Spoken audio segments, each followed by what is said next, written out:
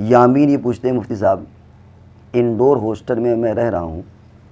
اور پورا 1 سال یہاں رہنا پڑے گا، کیا میں جب بھوپال سے آؤں گا تو قصر نماز کروں گا یا پھر میرا دوسرا گھر مانا جائے گا اور میں پوری نماز پڑھوں گا اگر 14 دن سے کم آیا؟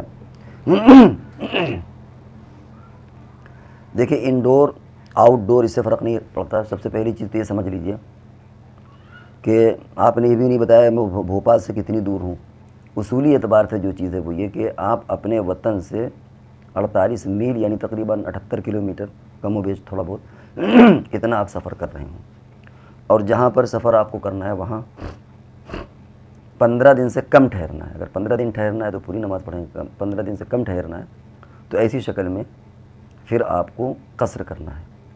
آپ کو جو پوچھنے کا منشا ہے وہ یہ کہ میں اتنے دن پڑھ رہا ہوں تو کیا یہ بھی میرا دوسرا وطن بن جائے گا کہ نہیں، یہ میرا خیال آپ پوچھنا چاہتے ہیں اور یہ اچھا سوال ہے۔ تو اس کی وجہ سے آپ کا بھی دوسرا وطن نہیں بنے گا۔ حالانکہ ایک آدمی کے کئی وطن ہو سکتے ہیں، ایک آدمی کانپور میں بھی رہ سکتا ہے، دلی میں بھی رہ سکتا ہے، بمبئی میں بھی اس کا وطن ہو سکتا ہے، وہ اس کے فلیٹ ہیں، کبھی یہاں رہتا ہے کبھی وہاں، کئی وطن آدمی کے ہو سکتے ہیں۔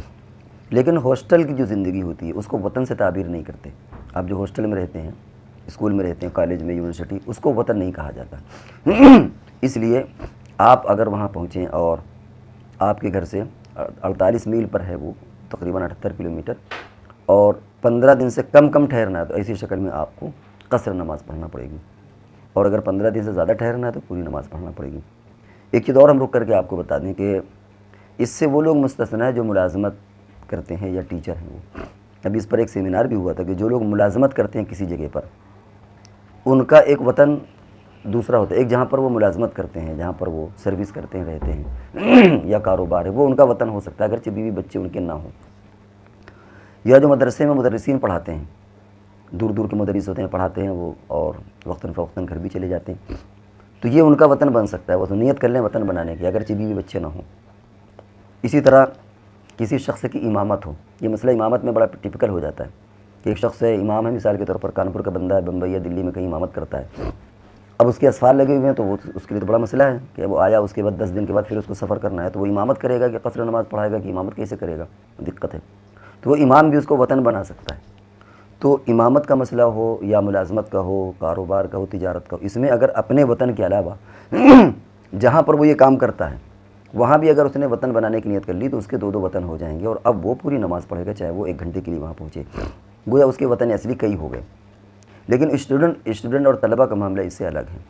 کیونکہ یہ بہرحال وقتی ہوتے ہیں، 2 سال 3 سال 4 سال 5 سال میکسیمم 6 سال، اس سے زیادہ کوئی کسی یونیورسٹی میں نہیں رہتا، تو یہ وطن اصلی نہیں بنے گا۔ لیکن وہیں اگر کوئی ٹیچر پڑھا رہا ہوگا اور وہ نیت کر لے گا تو وہ وطن اصلی بن جائے گا اس کا۔ امام ہے کہیں پر وہ، کیونکہ وہ لمبے عرصے کے لیے ہوتا ہے، عام طور سے جو امامت ہوتی ہے لمبے عرصے کے لیے ہوتی ہے، ٹیچر کوئی آدمی تو لمبے عرصے کے لیے۔ اور ایک چیز اور آپ نوٹ کریں کہ آپ کہیں پڑھتے ہیں تو وہ آپ کا ایک گھر کی طرح نہیں ہوتا، لیکن جو کہیں پڑھاتا ہے یا امامت کرتا ہے آپ دیکھیں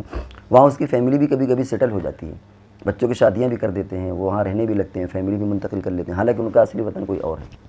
تو اس لیے ذہن میں رکھیے کہ ہاسٹل کی زندگی میں طلبہ کے لیے تو وہی اصول جو قصر والا ہے وہ چلے گا، وہ گویا ان کا ہاسٹل وہ وطن اصلی کے درجے میں نہیں ہے۔ اس کے علاوہ اگر وہاں پڑھانے والے ہیں اور امام ہیں، تجارت کرتے ہیں وہاں، اور وہ اس کو وطن اصلی بنانا چاہیں تو وہ دوسرا وطن اصلی اس کو بنا سکتے ہیں۔ میرا خیال ہے کہ آپ کا اشکال واضح ہو گیا ہوگا۔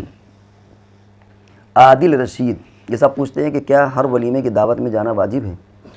شادیوں کا سیزن آ چکا ہے، اس بیچ بہت سی جگہوں پر ولیمے کی دعوت آتی ہے، تو کیا ہر ولیمے میں دعوت جانا واجب ہے؟ تو پریشانی ہو جائے گی۔ دعوت قبول کرنا یہ ایک مسلمان کا مسلمان پر حق ہے، جیسے سلام کا جواب دینا، اسی طرح دعوت قبول کرنا یہ بھی حق ہے۔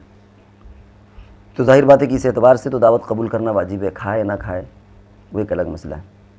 وہاں یعنی یوں سمجھ لیجئے کہ اگر دوپہر کی دعوت ہے اور وہ روزے سے بھی ہو کے کبھی تو تب بھی چلا جائے، کم سے کم وہاں کھائے یا نہ کھائے۔ آپ کا پوچھنا یہ ہے کہ اگر کئی کی دعوتیں ہو گئیں تو ہم کیا کریں؟ حدیث میں آتا ہے کہ پہلے جس نے آپ کو دعوت دی ہے آپ وہاں پہلے جائیں، یا یہ کہ آپ کے قریب ہے، مثال کے طور پر کئی لوگوں نے دعوت دی ہے لیکن ایک آپ کا پڑوسی ہے اور ایک دور کا ہے، تو جو پڑوسی ہے اس کے یہاں جائیے۔ اسی طرح تعلق رشتے کا ہو جائے گا،